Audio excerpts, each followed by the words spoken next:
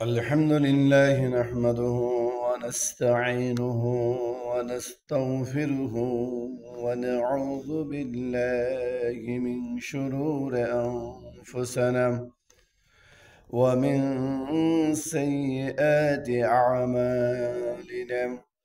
من يهده الله فلا مضل له ومن يضلله فلا هادي له. وأشهد أن لا إله إلا الله وحده لا شريك له. وأشهد أن سيدنا وحبيبنا ومولانا محمدا عبده ورسوله الذي أرسله بالحق بشيرا ونذيرا وداعيا إلى الله بإذنه وسراجا منيرا. فقد قال الله تعالى في كلامه المجيد وفرقانه الحميد: إن الله وملائكته يصلون على النبي يا أيها الذين آمنوا صلوا عليه وسلموا تسليما. أعوذ بالله من الشيطان الرجيم. بسم الله الرحمن الرحيم. الذين يؤمنون بالغيب ويقيمون الصلاة ومما رزقناهم ينفقون. সাদাকাল্লাহুল আযীম। এর অর্থ হচ্ছে, যারা অদৃশ্যের প্রতি ঈমান আনে এবং সালাত কায়েম করে, আমি যে রিজিক তাদেরকে দিয়েছি তা হতে আমার পথে ব্যয় করে। সাদাকাল্লাহুল আযীম। কাছে এবং দূরে, দেশে প্রবাসে যে যেখান থেকে দেখছেন, আশা করি সকলে মহান আল্লাহ রাব্বুল আলামিনের অশেষ দয়া রহমতে সকলে ভালো আছেন। প্রিয় দিনী ভাই বোনেরা, আপনাদের সামনে সূরাতুল বাকারার 2 নম্বর আয়াত তেলাওয়াত করেছি। এই আয়াতে আসলে ঈমানের বিষয়ে উত্থাপন করা হয়েছে। 1 নম্বর হচ্ছে, যারা অদৃশ্যের প্রতি ঈমান আনে। যারা কিসের প্রতি ঈমান আনে? অদৃশ্যের প্রতি। অদৃশ্য শব্দ হচ্ছে যা দেখা যায় না। না দেখে বিশ্বাস করার নামই হচ্ছে ঈমান। আল্লাহকে দেখি নাই, আল্লাহর ফেরেশতাদেরকে দেখি নাই, তামাম কায়নাতের আল্লাহ তাআলার সমস্ত ফেরেশতা রূহদেরকে আমরা দেখি নাই, না দেখি বিশ্বাস স্থাপন করেছি, এর নাম হচ্ছে ঈমান। 1 নম্বর হচ্ছে কি? যারা অদৃশ্যের প্রতি ঈমান আনে। আল্লাহ তাআলার যতগুলো কিতাব আল্লাহ রাব্বুল আলামিন এই দুনিয়ার জমিনে পাঠিয়েছেন, যতগুলো পয়গম্বর পাঠিয়েছেন, সকল কিছুর উপর বিশ্বাস স্থাপন করে ঈমান আনে। 104 খানা আসমানি কিতাব, সকল কিতাবের উপরে ঈমান আনতে হবে। এটাও না হচ্ছে ঈমান। 2 নম্বর হচ্ছে, ঈমান আনার পরে যে কাজটি একটা মানুষ যখনই ঈমান আনে, ঈমান আনার পরে যে কাজটি শুরু হয় তা হচ্ছে কি? সালাত, নামাজ কায়েম করে। এ ব্যাপারে আসলে আমাদের মধ্যে উদাসীনতার যেই প্রভাব, নামাজের সময় যখনই আজান দেয় নামাজ সঠিক মতে পড়ি না, ব্যবসা বাণিজ্যর সময় আজান দেয়, ব্যবসা বন্ধ করি না। যখনই যে কর্মের মধ্যে থাকি আজানের আওয়াজ আপনার আমার কানে আসে ঠিকই, কিন্তু আমরা অনেকে নামাজ সঠিক মতো আদায় করি না, সঠিক সময় আদায় করি না। অথচ ঈমান আনার পরে যে কাজটি, যে দাবি, সেটা হচ্ছে সালাত, নামাজ কায়েম। এই নামাজ যদি না পড়া হয়, এই নামাজের গুরুত্ব যদি না দেওয়া হয়, সেই যত ভালো কাজই করুক তার কোনো কাজ, এই কাজগুলো ভালোগুলো কাজ কোনো ফয়সালা আসবে না, কোনো ফল আনবে না। কারণ যার মধ্যে নামাজ নাই, যার মধ্যে নামাজের কায়েমের কোনো ধরনের ব্যস্ততা, ফেরেশানি নাই, গুরুত্ব নাই, সেই যত ভালো কাজই করুক তার এই কাজগুলোর কোনো সফলতা সে পাবে না। 3 নম্বর হচ্ছে আমি আল্লাহ তাআলা বলেন, আমি যে তাদেরকে রিজিক দিয়েছি তা থেকে আমার পথে তারা ব্যয় করে। সূরাতুল বাকারার 2 নম্বর আয়াতে 3টি কথা বলেছেন আল্লাহ তাআলা। এক, যারা অদৃশ্যের প্রতি ঈমান আনে। 2 নম্বর হচ্ছে যারা সালাত কায়েম করে। 3 নম্বর হচ্ছে আল্লাহ তাআলা বলেন, আমি যে রিজিক দিয়েছি তা থেকে আমার প্রতি তারা ব্যয় করে। এখন এই রিজিকের ব্যাপারে যে আল্লাহ তাআলা এই কথাটা বলছেন, এখানে গুরুত্বপূর্ণ কিছু কথা না বললেই না। সেটা হচ্ছে, আপনি আমি মাসে 60-70 হাজার টাকা, 1 লাখ টাকা, 40 হাজার টাকা, 20 হাজার টাকা, 30 হাজার টাকা যে ইনকাম করি আমাদের জীবিকা রিজিকের জন্য, আমরা এদিক সেদিক ছুটাফিটা করে ব্যবসা বাণিজ্য, চাকরি, যে যে কর্মে নিয়োজিত আমরা আছি, মনে করবেন আপনার আমার এই মাস শেষে যে ইনকামটি আপনার আমার হয়, পরিবারের জন্য আমি 40 হাজার টাকা, 30 হাজার টাকা ব্যয় করলাম, কিন্তু যখনই আপনাকে আমাকে দানের কথা বলা হয় তখনই বলে আমি অভাবগ্রস্ত, আমি এখন অসুবিধা আছি। এই ধরনের অনেক কথা, এই বিষয়ে আমাদের মধ্যে অনেক গাফালাতি আছে। দানের কথা বলা হলে সে বিভিন্ন ধরনের অজুহাত দাবি করে, বিভিন্ন ধরনের সমস্যা উত্থাপন করে। যখন এর দান সৎকার করার কথা বলা হয় তখন সে বিভিন্ন ধরনের অজুহাত দিয়ে পাশ কেটে চলে যায়। অথচ আল্লাহ তাআলা বলছেন, আমি যে রিজিক দিয়েছি তা হতে তারা আমার পথে ব্যয় করে। তারা কারাম? 1 নম্বর যারা অদৃশ্যের প্রতি ঈমান আনে, 2 নম্বর হচ্ছে যারা সালাত কায়েম করে, আল্লাহ তাআলা 3 নম্বর হচ্ছে আমি যে রিজিক দিয়েছি তা হতে তারা আমার পথে ব্যয় করে। কোরআনুল কারীমে আল্লাহ তাআলা কোরআন থেকে লাভবান হওয়ার এমন গভীর সত্যের প্রতি ইঙ্গিত করা হয়েছে যে কোরআন থেকে লাভবান হওয়ার জন্য এমন গভীর সত্যের প্রতি কি করেছে, ইঙ্গিত করেছে। 1 নম্বর, যা মানুষের ইন্দ্রিয়াতীত, কখনো সরাসরি সাধারণ মানুষের প্রত্যক্ষ জ্ঞান ও অভিজ্ঞতা ধরা পড়ে না, যেমন আল্লাহ সত্তা, গুণাবলী, ফেরেশতা, ওহী, জান্নাত, জাহান্নাম ইত্যাদি। কি হয়েছে? মানুষের প্রত্যক্ষ জ্ঞান ও অভিজ্ঞতা ধরা পড়ে না। কি ধরা পড়ে না? যে ইন্দ্রিয়াতীত, কখনো সরাসরি সাধারণ মানুষের প্রত্যক্ষ এবং পরোক্ষ অভিজ্ঞতা ধরা পড়ে না, যেমন আল্লাহ তাআলার সত্তা ও গুণাবলী, ফেরেশতা, ওহী, জান্নাত, জাহান্নাম। আল্লাহ তাআলা বলেন সূরাতুল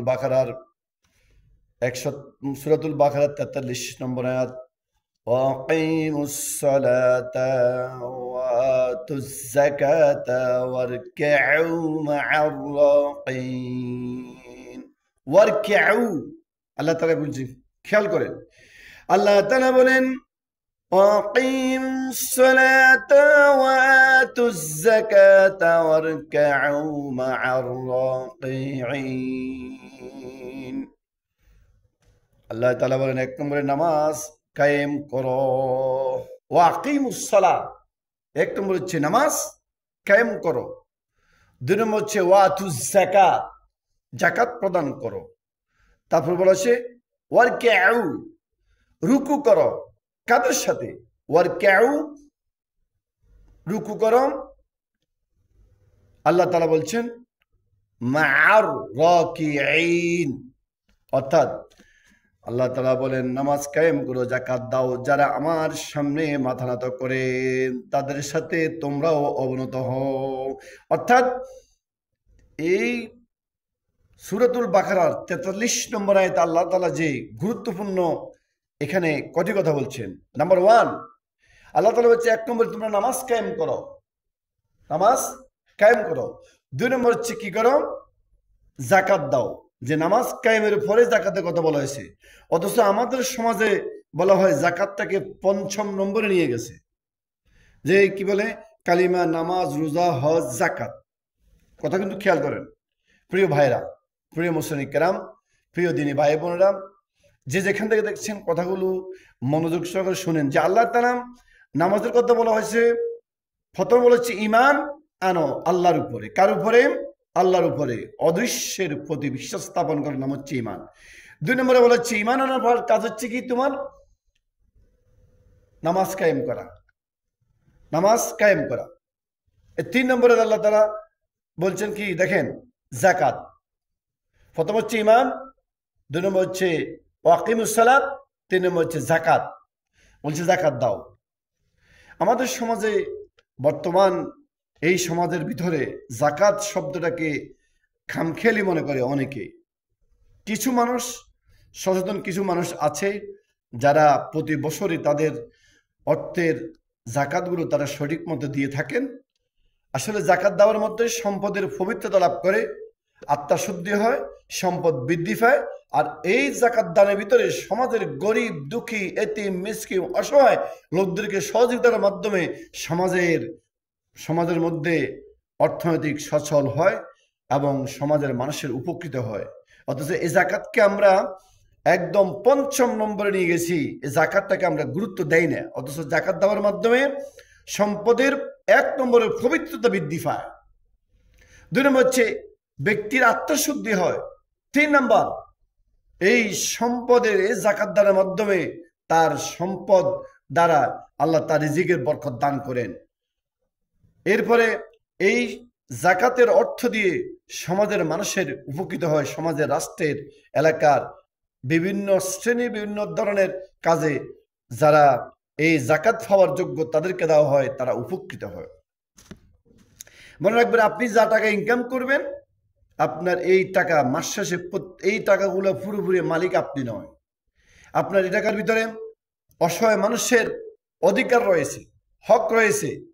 আপনার এই সম্পদের ভিতরে আপনার আত্মীয় স্বজন, অসহায়, গরিব, দুঃখী, এতিম, মিসকিন লোকদের কি রয়েছে? হক রয়েছে। অথচ আপনি আর আমি এগুলো বুঝতেছি না। আপনি মনে করেন, আমি মনে করি যে এই সম্পদ, এই যে মাস শেষে আপনি যে টাকাগুলো ইনকাম করি, এই সব টাকা আমার না। এই টাকার ভিতরে মানুষের কি আছে? হক আছে, সেটা আপনাকে দিতে হবে। সেটা হচ্ছে কি, যে আল্লাহ যে আমি যে তাদেরকে রিজিক দেয়, সেখান থেকে তারা আমার পথে ব্যয় করবে এবং ব্যয় করে। এটার নাম হচ্ছে আল্লাহ তাআলা পক্ষ থেকে যে রিজিক দেয়, সেখান থেকে কি করতে হবে? আল্লাহর পথে ব্যয় করতে হবে। তাহলে বোঝা গেল যে টাকাগুলো আমি আর আপনি মাস শেষে ইনকাম করি, যে জোগাড় করি, ফ্যামিলির জন্য খরচা করি, কিন্তু সব টাকা আপনার নয়, সব টাকা আমার নয়। আমার এই টাকার ভিতরে অনেক মানুষের কি রয়েছে? হক রয়েছে, যেগুলো আমি আল্লাহ রাস্তায় দান করতে হবে মানুষকে। তারপর আসেন, আল্লাহ তাআলা বলছেন ওয়ারকিউ, যে যারা আমার সামনে মাথা নত করে, যারা আমার সামনে মাথা নত করে, আল্লাহ তাআলা বলেন, কথাগুলো খেয়াল, যারা আমার সামনে মাথা নত করে। কে বলতেছেন? ওয়ারকিউ। যে সূরাতুল বাকারার 43 নম্বর আয়াতে আল্লাহ তাআলা 4টি কথা বলেছেন। কথাগুলো খেয়াল করেন এবং টপিকস নিয়ে আলোচনা করছি। আপনার টপিকসে এই কথাগুলো গুরুত্ব সহকারে মুখস্থ করবেন। 1 নম্বর হচ্ছে আল্লাহ তাআলা বলছেন নামাজ কায়েম করো। 2 নম্বরে যাকাত প্রদান করো। 3 নম্বর হচ্ছে আমার সামনে মাথা নত করে যারা, তাদের সাথে তুমি রুকু করো। যারা আমার সামনে মাথা নত করে। 4 নম্বর, তাদের সাথে তোমরাও কি করো? অবনত হও, মাথা নত করো, সিজদা করো।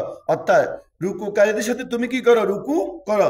ওয়ারকিউ মা'আর রাকিঈন, তুমি রুকুকারীদের সাথে কি করো? রুকু করো।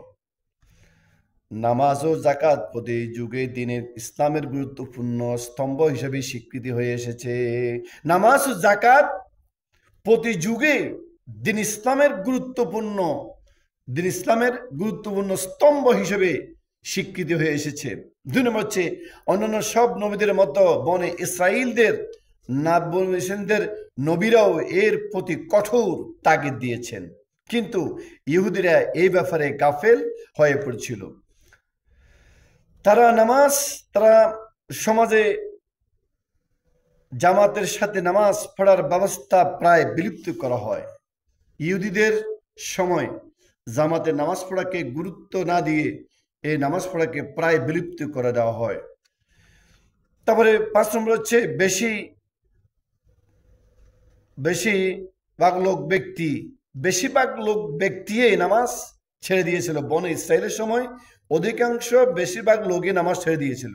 6 নম্বর হচ্ছে আর জাকাত দেওয়ার পরিবর্তে তারা সুদকে সমাজের ভিতরে প্রতিষ্ঠা করেছে। সুদ খেয়েছে, অর্থাৎ জাকাত দিত না। জাকাতের পরিবর্তে সমাজে ইহুদিরা নামাজকে বাদ দিয়েছে এবং জাকাতকে বাদ দিয়ে জাকাতের পরিবর্তে তারা সুদকে করে নিয়েছে তাদের জন্য মূলধন। সূরাতুল বাকারার 45 নম্বর আয়াতে আল্লাহ তাআলা বলেন, ওয়াস্তাঈনু বিস-সাবরি ওয়াস-সালাতি ওয়া ইন্নাহা লাকাবীরাতুন ইল্লা আলাল খাশিঈন। আল্লাহ তাআলা এই আয়াতে 2টি গুরুত্বপূর্ণ কথা বলেছেন। এক নম্বর হচ্ছে সবর ও নামাজ সহকারে সাহায্য নাও। এক নম্বর হচ্ছে এখানে বলেছে সবর করো, অর্থাৎ সবর করো। ওয়াস্তাঈনু বিস-সাবরি ওয়াস-সালাত, আল্লাহ তাআলা বলেন ওয়াস্তাঈনু সবর করো, বিস-সালাত এবং সাহায্য, ওয়াস্তাঈনু বিস-সাবরি ওয়াস-সালাত যে তোমরা সবর ও নামাজ সহকারে সাহায্য কামনা করো। কি করতে হবে? সাহায্য কামনা করতে হবে। নামাজ না পড়ে আল্লাহর কাছে সারাদিন আপনি বলেন, অথচ আল্লাহ তাআলা বলেছেন সবর ও নামাজের সহকারে নামাজের মাধ্যমে তোমরা সাহায্য কামনা করো। এখন আপনি নামাজ পড়েন না, মনে আপনি রোজা রাখেন না, কালিমা পড়েন না, আপনি সারাদিন হেঁটে হেঁটে রাস্তা হেঁটে যদি বলেন আমারে সাহায্য করো, আমার রিজিক দাও, তো রিজিকটা কোত্থেকে আসবে? রিজিকের কাজ তো আপনি আর আমি করতেছি না। এই রিজিকের কাজ যদি করতে হয় তাহলে কি করতে হবে? সবর ও নামাজ সহকারে আল্লাহ তাআলার কাছে কি করতে হবে? সাহায্য কামনা করতে হবে এবং কর্মের মাধ্যমে কর্মস্থল ঠিক করতে হবে এবং কর্ম করতে হবে। আল্লাহর কাছে সার্বক্ষণিক সাহায্য সহযোগিতা চাইতে হবে এবং নামাজ কায়েমের মাধ্যমে, নামাজের মাধ্যমে। এমনি চাইলে হবে না, চাওয়ার মাধ্যমে আল্লাহ তাআলা বলে দিয়েছেন সবর ও নামাজ সহকারে সাহায্য কামনা করো। তারপরে তারা বলেছেন নিঃসন্দেহে নামাজ হচ্ছে বড় কঠিন কাজ। আল্লাহ তাআলা কি বলতেছেন খেয়াল করেন, নিঃসন্দেহে নামাজ বড়ই কঠিন কাজ। এখন এই নামাজটা কাদের জন্য কঠিন? প্রশ্ন, যারা 5 ওয়াক্ত নামাজ আজান দেওয়ার সঙ্গে সঙ্গে মসজিদের মিনারে যখন মুয়াজ্জিন আজান দেয় সঙ্গে সঙ্গে মসজিদের পানে ছুটে চলে, তার জন্য কঠিন নয়। তবে হ্যাঁ, সেই 1 ওয়াক্ত নামাজ পড়ার সঙ্গে সঙ্গে আর ওয়াক্ত নামাজের পড়ার জন্য সেই টাইম দেখে, সময় দেখে, সেই ফিকিরটাকে জিকির করে কখনই আবার আজান দিবে মাগরিবের নামাজ, মাগরিবের পরে আবার এশার নামাজ, এশার পরে আবার ফজর নামাজ আজান দিবে, ফজরের পরে জহুর, জহুরের পরে আসর, আসর পরে মাগরিব, মাগরিবের পরে এশা, এবং প্রত্যেকটি ওয়াক্তর জন্য সে অপেক্ষামান থাকে কখন আজান দিবে, কখন নামাজের ওয়াক্ত হবে, সে নামাজ কায়েম করবে। সকল দুনিয়ার কাজ কর্ম, অফিস আদালত, ঘর সংসার, দিন দুনিয়ায় সকল কিছু করে এবং তার সাথে সেই এই জীবন যে পরিচালনা করছে, এই জীবনের তদারকির পাশাপাশি সর্বোত্তম আল্লাহর ডাকে সাড়া দিবে এই প্রস্তুতি নিয়ে সেই সবসময় থাকে এবং নামাজের জন্য সেই ছুটি চলে মসজিদের পানে এবং নামাজ কায়েম করার জন্য সে মসজিদ চলে। এই জন্য এই কাজগুলো ঠেকিয়ে, কাজকর্ম রেখে, অফিস রেখে, কাস্টমার রেখে এবং দোকান বন্ধ করে নামাজ পড়া যে কত কঠিন কাজ তাদের জন্য, যারা নামাজে গাফেল, যারা নামাজ পড়তে চায় না। আর দোকানে আপনার কাস্টমার অনেক থাকবে, তাতে কি হয়? আপনি দোকান বন্ধ করে মসজিদে চলে যান, আপনি যখনই যে কর্মের ভিতরে অফিসে আসেন, অফিস বন্ধ করে অফিস থেকে ছুটি নিয়ে আপনি নামাজে চলে যান। অত নামাজের দূরত্ব আপনি অফিসের মধ্যে কয়েকজনে মিলিত আপনি নামাজ কায়েম করতে পারেন। জামাত অফিসে করেন, আপনি যেখানে যে কর্মস্থলে আল্লাহর ডাকে সাড়া দেওয়া, সঠিক সময় সাড়া নামা হচ্ছে কি আল্লাহর অনুগত হওয়া। আল্লাহ তাআলা বলেন যদি সৎকর্ম সৎকর্মশীলতার পথে চলা তোমরা কঠিন মনে করে থাকো। 2 নম্বর হচ্ছে তাহলে সবর ও নামাজ এই কঠিন দূর করতে পারে। কি করা হয়েছে? তাহলে সবর ও নামাজ, আল্লাহ তাআলা বলছেন যদি সৎকর্মশীলতার পথে যদি তোমরা চলো, তাহলে যদি তোমরা চলো কঠিন মনে করে থাকো, তাহলে সবর ও নামাজ এই কঠিন দূর করতে পারে। এদের সাহায্য শক্তি সঞ্চয় করলে এই কঠিন পথ পাড়ি দেয়া তোমাদের জন্য অত্যন্ত সহজ হবে। যদি তুমি এই সালাতকে সৎকর্মশীলতার মধ্যে যদি নিজকে যদি সমর্পণ করো, সময় মতো নামাজ আদায় করার জন্য যদি তুমি জিগির এবং তুমি যদি নিজের সিদ্ধান্ত গ্রহণ করো যে যখনই আজান দিবে আমি মসজিদে চলে যাব, যেখানে থাকি আমি নামাজ কায়েম করব, তাহলে তোমার জন্য কঠিন নয়। সবর শব্দটি অর্থ হচ্ছে ধৈর্য ধরা, বিরত রাখা, বেঁধে রাখা। সবর একটি কঠিন দুঃসাধ্য ব্যাপার। আমরা সবর বলি। সবর হচ্ছে এটা আরবি শব্দ। এটা কি শব্দ? আরবি শব্দ। আল্লাহ তাআলা বলছেন ওয়াস্তাঈনু বিস-সাবরি ওয়াস-সালাহ ওয়া ইন্নাহা লাকাবীরাতুন ইল্লা আলাল খাশিঈন। সবর ও নামাজ সহকারে সাহায্য কামনা করো, নিঃসন্দেহে নামাজ বড় কঠিন কাজ। সবর শব্দ হচ্ছে আরবি, আর এর কয়েকটি অর্থ হতে পারে। 1 নম্বর হচ্ছে কি? ধৈর্য ধরা, বাংলাতে ধৈর্য ধরা। 2 নম্বর হচ্ছে বিরত থাকা। 3 নম্বর হচ্ছে ভেদে রাখা, নিজকে আবদ্ধ রাখা। রাগ এসেছে অন্তর ভিতরে, মনের ভিতরে ক্ষোভ এসেছে, বিপদ বালা মুসিবত এসেছে, দুঃখ কষ্ট অনেক কিছু এসেছে নিজের উপরে, জীবনের উপরে হুমকি স্বরূপ এসেছে, তখনই সবর ধরে নিজকে বেঁধে রাখো, ধৈর্য ধরো, শক্তভাবে দাঁড়িয়ে থাকো। নিজকে সবর ধরার মাধ্যমে আল্লাহর সান্নিধ্য অর্জন করতে পারবে। এক্ষেত্রে মজবুত ইচ্ছা, অবিচল সংকল্প ও প্রবৃত্তি, আশা আকাঙ্ক্ষাকে এমনভাবে শৃঙ্খলাবদ্ধ করা বুঝায় যার ফলে এক ব্যক্তির প্রবৃত্তির তাড়নায় বাহিরে এবং সমস্যাবলী মোকাবেলা নিজের হৃদয় এবং বিবেকের পছন্দনীয় পথে অবনত এগিয়ে যেতে থাকে। এখানে আল্লাহ তাআলার আল্লাহ রাব্বুল আলামিনের বক্তব্যের উদ্দেশ্য হচ্ছে যে এই নৈতিক গুণটিকে নিজের মধ্যে লালন করা। কোন করা? ধৈর্য যে শব্দটি আছে, এই শব্দটিকে নিজের মধ্যে কি করা? লালন করা। নিজের মধ্যে এই শব্দটাকে সব সময় লালন করা, যে বিপদে আপদে বালা মুসিবতে সকল ক্ষেত্রে এবং নিজকে ধৈর্যশীলতার পরিচয় দেওয়া এবং ধৈর্য ধরা, নিজকে বেঁধে রাখা, আবদ্ধ রাখা, আটকিয়ে রাখা এবং ধৈর্য ধারণ করা। বাইরে থেকে শক্তিশালী করার জন্য, বাইরে থেকে একে শক্তিশালী করার জন্য নিয়মিত নামাজ পড়া। তাহলে কি করতে হবে? এই সবর শব্দটিকে নিজের মধ্যে আবদ্ধ রাখা এবং কায়েম করার জন্য, এবং যত কিছু হোক না কেন বাইরে থেকে একে শক্তিশালী করে রাখার জন্য নিয়মিত নামাজ পড়া হচ্ছে গুরুত্বপূর্ণ। সময় মতো জামাতে নিয়মিত নামাজ আদায় করা, সময় মতো নিয়মিত জামাতবদ্ধ হয়ে নামাজ কায়েম করা, এটা নাম হচ্ছে নামাজ কায়েম করা। الذين يظنون أنهم ملاقو ربهم وأنهم إليه راجعون।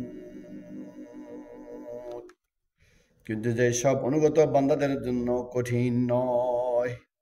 এই সবর শব্দটি আর নামাজের বিষয়টি আল্লাহ তাআলা বলছেন কিন্তু সেই সব অনুগত বান্দাদের জন্য কঠিন নয়। যারা আল্লাহর অনুগত, যারা নামাজ কায়েম করে, যাকাত প্রদান করে, রুকুকারীদের সাথে রুকু করে, নামাজ মতো আদায় করে, তাদের জন্য কঠিন নয়।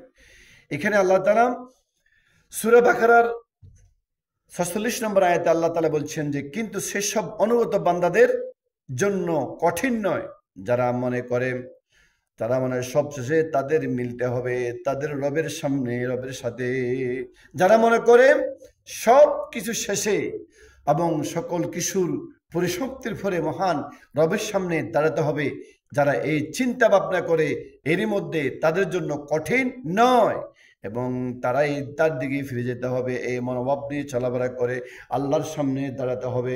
নফসকে খারাপ কামনা বাসা থেকে বিরত রাখে আল্লাহ রাজামঞ্জিল হাসিল করার জন্য দুনিয়ার চেয়ে আখরাতের জীবনকে যারা বেশি ভালো মনে করে, আখরাতকে পাওয়ার চেষ্টা সাধনার কাজে নিয়োজিত ছিল, এবং আখরাতকে পাওয়ার জন্য নিজের জীবনকে উৎসর্গ করে, ধৈর্য ধরে, সবর করে, নামাজ কায়েম করে, যাকাত দেয়, ইসলামের পথে চলে, মানুষকে দিনের দিকে আহ্বান করে, সকল দুঃখ কষ্ট যাই থাকুক না কেন সর্বশেষ নিজকে ধৈর্যশীলতার পরিচয় দেয়। আল্লাহ তাআলা বলেন সেই সমস্ত অনুগত বান্দাদের জন্য কঠিন নয়। কথা কি বোঝা যায়? যে ব্যক্তি আল্লাহর অনুগত নয় এবং আখিরাতে বিশ্বাস করে না তার জন্য কঠিন। তার জন্য নিয়মিত নামাজ পড়া একটি আফাদে শামিল। দেখছেন এবারে কি বলা হচ্ছে? যে ব্যক্তি আল্লাহর অনুগত নয়, আখিরাতকে বিশ্বাস করে না, আখিরাতকে বাদ দিয়ে দুনিয়ার পিছনে সে দৌড়াদৌড়ি করতেছে। দুনিয়ার কোন কার পিছনে, কোন পিছে দৌড়াদৌড়ি করতেছে, কাদের পিছে? যারা নামাজের কথা বলে না, রোজার কথা বলে না, দিন কায়েমের কথা বলে না, ইসলামের কথা বলে না, ওই সমস্ত লোকদের পিছে পিছে দৌড়ে দৌড়ে তার জীবনকে পরিসমাপ্তি করতেছে। চুরি, ডাকাতি, জানা, ব্যভিচার, বিভিন্ন ধরনের অপকর্মে, অপকাজে লিপ্ত।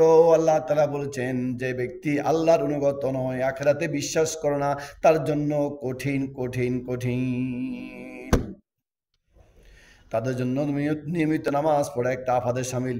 তার জন্য নিয়মিত নামাজ পড়া একটি কঠিন, অসাধ্য, দুঃসাধ্য ব্যাপার, অসাধ্য এবং তার কাছে কঠিন, দুরূহ। আল্লাহ তাআলা বলেন সে এই ধরনের আফাদে কখনো নিজকে জড়িয়ে ফেলতে পারবে না। যে এই জাতের লোক দ্বারা কখনো নিজকে এই কাজে আফাদে কখনো নিজকে জড়িয়ে ফেলতে পারে না। কিন্তু যে ব্যক্তি স্বেচ্ছা ও স্বাচ্ছন্দ্যে আল্লাহর আনুগত্য নিজকে শপথ করেছে, কি বলা হচ্ছে? কিন্তু যে ব্যক্তি স্বেচ্ছা স্বাচ্ছন্দ্যে আল্লাহর আনুগত্য নিজকে শপথ করেছে, এবং যে ব্যক্তি মৃত্যুর পর তার মহান প্রভুর সামনে হাজির হতে হবে, দাঁড়াতে হবে, চিন্তা ভাবনা করে তার জন্য নামাজ পড়া, তার জন্য নামাজ পড়া, নামাজ ত্যাগ করা বড়ই কঠিন কাজ নয়।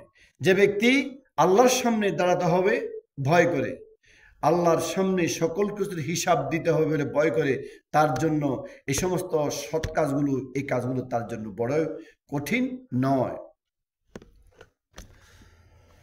আল্লাহ তাআলা বলেন ওয়াত্তাকু ইয়াওমান লা তাজসি নাফসুন আন নাফসিন শাইআন ولا يقبل منها شفاعة ولا يؤخذ منها عدل ولا هم ينصرون। আল্লাহ তাআলা বলেন ভয় করো সেই দিনকে, যে দিন কেউ কারোর সামান্যতম কাজে লাগবে না। কোন দিনকে ভয় করতে বলা হয়েছে? সেদিনকে, যেদিন কেউ কারো কোনো কাজে আসবে না। সেই দিন দুনিয়ার জীবনে তুমি যাই কিছু করেছো, যাই নিয়ে তুমি চিন্তা ভাবনা করে সবগুলো বিফলে যাবে। ওই দুনিয়ার সেদিনকে ভয় করে, যেদিন কেউ কারো কোনো কাজে আসবে না। সেদিন একমাত্র আল্লাহর সামনে দাঁড়িয়ে দুনিয়ার জীবনকে যারা চিন্তা ভাবনা করে আখিরাতমুখী হয়ে এই নিজের জীবনকে, পরিবারকে, সমাজকে, ইসলামকে, কোরআন এবং হাদিসকে এই জমিনে প্রতিষ্ঠা করার জন্য সংগ্রামে কাজে লিপ্ত হয়েছেন, দ্বীনের দাওয়াতে অংশগ্রহণ করেছেন, নিজকে সবসময় আল্লাহর সামনে দাঁড়াতে বলে ভয় ছিল, নিজের নফসকে খারাপ কামনা বাসনা থেকে বিরত রেখেছিল, আল্লাহর সামনে দাঁড়াতে হবে, সকল কিছুর হিসাব দিতে হবে, এ বলে যার জীবন পরিচালনা করেছে তার জন্য কি নয়, সেদিন কোনো চিন্তার কারণ হবে না। এই জন্য বলছেন সেই দিনকে ভয় করো যেদিন কেউ কারো কোনো সামান্যতম উপকারে আসবে না।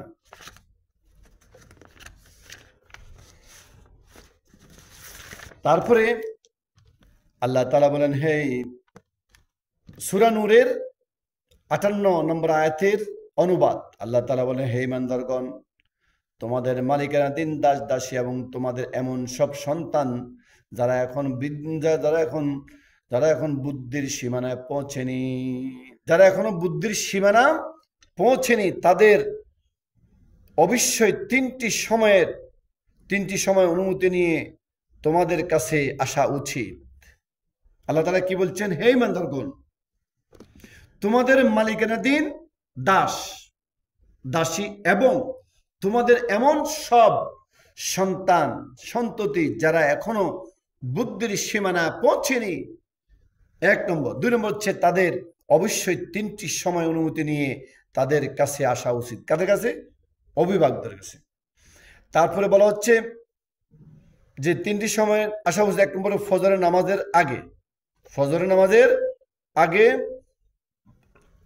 দুপুরে যখনই তোমরা পোশাক ছেড়ে রেখে দাও। 3 নম্বর এবং ঈশার নামাজের পর। এই তিনটি তোমাদের গোপনীয়তার সময়। এই 3টি সময় তোমরা কি করো? এই 3টি সময় অনুমতি নিয়ে আসা উচিত, আল্লাহ তাআলা বলছেন। এরপর যারা বিনা অনুমতিতে এলে তোমাদের কোনো গুনাহ নেই এবং তাদেরও না। এই 3টি সময় অনুমতি নিয়ে আসার জন্য বলা হয়েছে, যদি কোনো কারণে না আসা হয় তাহলে কি হবে না? আল্লাহ তাআলা বলছে কোনো গুনাহ হবে না। আর তোমাদের পরস্পরের কাছে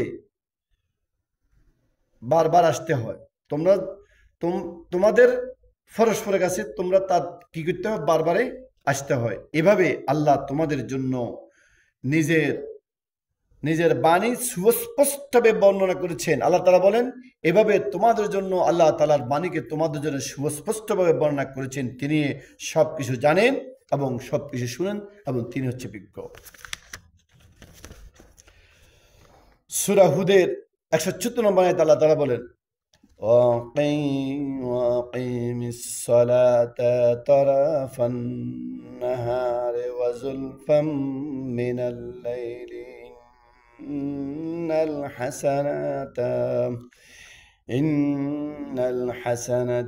يُذْهِبْنَ السَّيِّئَاتِ ذَلِكَ ذِكْرَى لِلذَّاكِرِينَ। আল্লাহ তাআলা বলেন, আর দেখো, নামাজ কায়েম করো দিনের 2 প্রান্তে রাতের কিছু অংশ অতিবাহিত হওয়ার পর। وَأَقِيمِ الصَّلَاةَ طَرَفَ النَّهَارِ وَزُلْفًا مِّنَ اللَّيْلِ إِنَّ الْحَسَنَاتِ يُذْهِبْنَ السَّيِّئَاتِ ذَلِكَ ذِكْرَى لِلذَّاكِرِينَ। আর দেখো, নামাজ কায়েম করো দিনের 2 প্রান্তে এবং রাতের কিছু অংশে অতিবাহিত হওয়ার পর।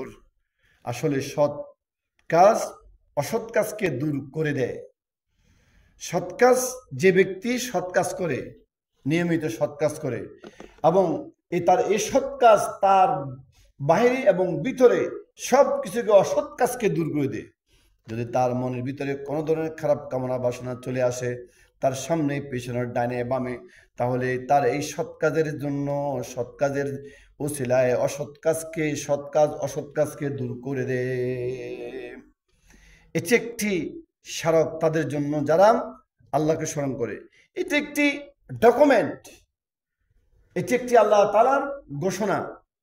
যারা আল্লাহকে ভয় করে, যারা আল্লাহ রেজা মঞ্জিল হাসিল করার জন্য নিজের জীবনকে উৎসর্গ করে, এই জীবনকে পরিবর্তন করার জন্য আল্লাহর সকল কিছুকে তারা প্রাধান্য দিয়ে আল্লাহর সামনে দাঁড়াতে হবে, নিজের নফসকে খারাপ কামনা বাসনা থেকে বিরত রাখে। যখনই তার সামনে কোনো ধরনের খারাপ কাজ যখনই আসে, এই সৎ কাজের কারণেই এই অসৎ কাজগুলোকে দূর হয়ে যায়, তার সৎ কাজের কারণে। দিনে 2 প্রান্ত বলতে ফজর ও মাগরিবের কথা বলা হয়েছে। এবং দিনে 2 প্রান্ত বলতে এখানে আল্লাহ তাআলা কি বলছেন ব্যাখ্যা খেয়াল করেন। দিনে 2 প্রান্ত বলতে ফজর ও মাগরিব এবং কিছু অংশ বলতে রাতের অতিবাহিত হওয়ার পর বলতে ঈশার সময়কে বোঝানো হয়েছে। এ থেকে বোঝা যায় এই বক্তব্য এমন এক সময়ে যখন 5 ওয়াক্ত নামাজ নির্ধারিত হয়নি এবং মেরাজের ঘটনার পর সংগঠিত হয় তাতে 5 ওয়াক্ত নামাজ ফরজ হওয়ার বিধান দেওয়া হয়। অর্থাৎ এটা তখনকার কথা যখনই নামাজ 5 ওয়াক্ত ফরজ হয়নি, মেরাজের ঘটনার পরেই আল্লাহ তাআলা এই 5 ওয়াক্ত নামাজ কি করা হয়, বান্দার জন্য ধার্য করে দেওয়া হয় 5 ওয়াক্ত নামাজ। এসব যেই সব অসৎ কাজ দুনিয়ায় ছড়িয়ে আছে, সত্যের দাওয়াতের প্রতি শত্রুতার ব্যাপারে তোমাদের সাথে যেসব অসৎ কাজ করা হচ্ছে, এগুলো দূর করার আসল পদ্ধতি হচ্ছে তোমরা বেশি বেশি সৎ কাজ করো, তোমরা বেশি বেশি সৎ হও। অর্থাৎ তোমাদের সামনে যে কথা পূর্বে বলেছি, তোমাদের সামনে, পেছনে, ডানে বামে তোমার ব্যক্তির নফসের যতগুলো খারাপ কাজ অসৎ কাজ দুনিয়ায় ছড়িয়ে আছে এবং সত্যের দাওয়াতের বিপরীত যে অসত্যগুলো এবং শত্রুরা তোমাদের সামনে ফেস করতে চাইছে, এগুলো দূর করার আসল পদ্ধতি হচ্ছে, সমস্ত অসৎ কাজকে দূর করার আসল পদ্ধতি হচ্ছে এবং নিজের সৎ কাজের সাহায্যে অসৎ কাজকে পরাজিত করতে হবে। অর্থাৎ নিজের সৎ কাজের বিনিময়ে এই অসৎ কাজকে দূর করতে হবে। এটা হচ্ছে মুমিনের গুণাবলীর মধ্যে অন্যতম। যদি অসৎ কাজ দূর করতে হয় তাহলে অবশ্যই তার মধ্যে সদ্গুণাবলী লাগবে। যদি সদ্গুণাবলী না থাকে তাহলে সে পারবে না, এর মোকাবেলা করতে পারবে না। তোমাদের সৎবানের মাধ্যমে কি করো, সততার মাধ্যমে এবং সৎ বানানোর মাধ্যমে হচ্ছে তোমাদের নামাজ। অর্থাৎ তোমাকে সৎ বানানো, তোমাকে সত্যি বানানো, তোমাকে অসৎ কাজ থেকে দূরে রাখা। কথাগুলো খেয়াল করেন, একদম ব্যক্তিকে অসৎ কাজ থেকে দূর রাখার জন্য এবং তার মধ্যে সমস্ত খারাপ কাজ দূর রাখার জন্য এবং তার মধ্যে দুনিয়ার সকল অবৈধ সম্পত্তি অর্জন করা থেকে বিরত রাখার জন্য এবং দুনিয়ার সকল ফিতনা ফাসাদ থেকে দূরে রাখার জন্য যে কাজটি সর্বোত্তম প্রত্যেক ব্যক্তির মধ্যে জরুরি কর্তব্য এবং ফরজ, তা হচ্ছে সর্বোত্তম 5 ওয়াক্ত নামাজ জামাতের সাথে আদায় করা, নামাজ কায়েম করা। সম্মানিত উপস্থিতি, আমরা আজকে এ পর্যন্ত আলোচনা করেছি। আলোচনা করতে গিয়ে যে সমস্ত ভুলগুলো ইচ্ছা অনিচ্ছা হয়েছে, আল্লাহ তাআলা যেন ক্ষমা করে দেন।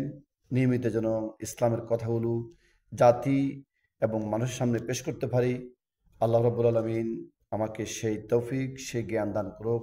সকলে আমার জন্য দোয়া করবেন। আসসালামু আলাইকুম ওয়া রাহমাতুল্লাহি ওয়া বারাকাতুহু।